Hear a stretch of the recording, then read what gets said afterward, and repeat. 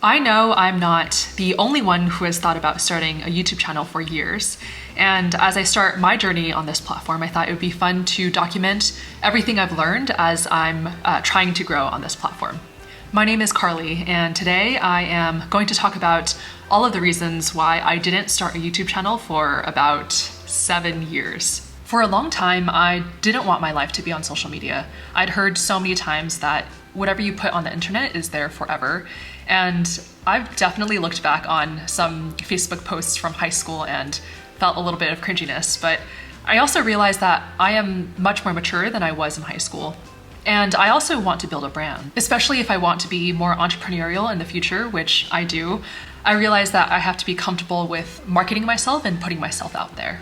I also noticed that whenever I was trying to buy something from someone, if I saw a picture of them versus if I saw a video of them, I got a better sense of who the person was through a video, and it gave me a sense of like what their vibe was, who they were, and it definitely instilled more of a sense of trust in them from my end too.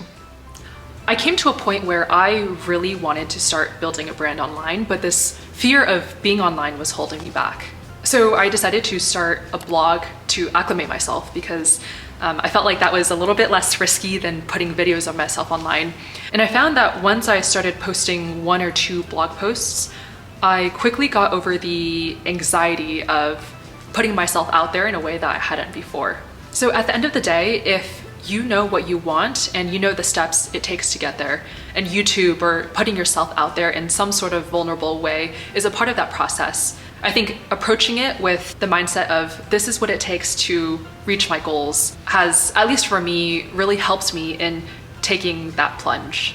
The second point I kept telling myself was, I don't know what my niches are. I don't think it's necessarily something that we have to know before we start. In fact, I'm still trying to think about what my niches are, and I'm thinking about what I want to talk about long term and also what I'm interested in.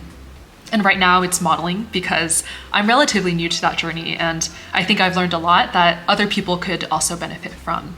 But I also have a lot of other ideas in my head, like maybe creating some vlogs, talking about personal finance, documenting this YouTube journey.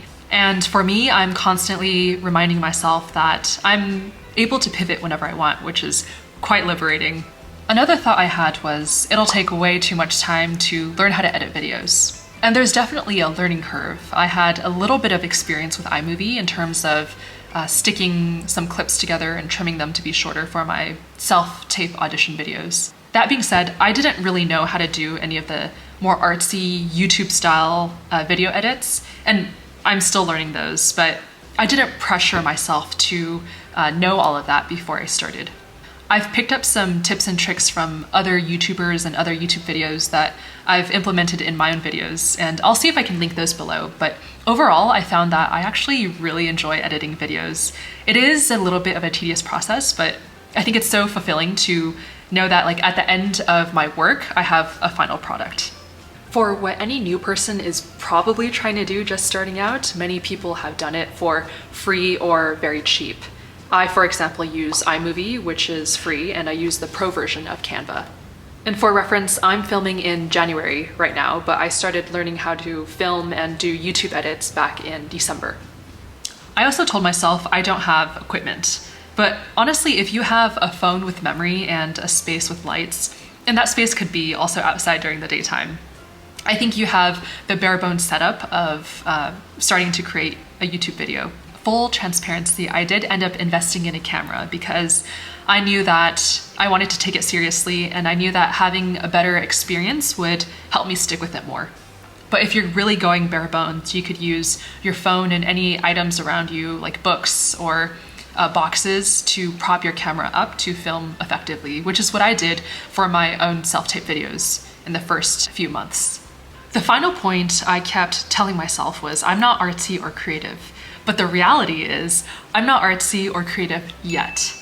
I thought making a thumbnail would take hours, and frankly, I didn't know the first step to making thumbnails. I mentioned before that I use Canva Pro. They have some amazing thumbnail templates that I use and just alter slightly by changing the color or the font.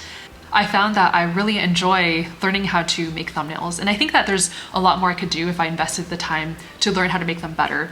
But I think for now, for getting my videos off the ground, I think it's a great place for me to start. And it's really satisfying for me to be able to use my brain in a more creative way, given that my day-to-day job is a little bit more technical and my responsibilities don't really align with like the artsy and creative side of me. So for me, it's kind of refreshing to be able to use my mind in a different way. So in conclusion, I keep reminding myself that done is better than perfect. And if I make a mistake, then I'll take the learnings on to the next video. It's really a learning process for me. I already know that I will cringe when I look back on my videos a year from now, but I'll also know that I did the best with what I had, given what I knew. So if you've been thinking about starting a YouTube channel, just post your first video and try to make the next ones a little bit better. I was thinking of showing my growth and what I've learned on some sort of a regular basis. But thank you all so much for spending this time with me. If you like this video, please like and subscribe to my channel. Comment down below if you have any questions, and also consider following me on Instagram at Carly Feng. And I will see you all in the next one.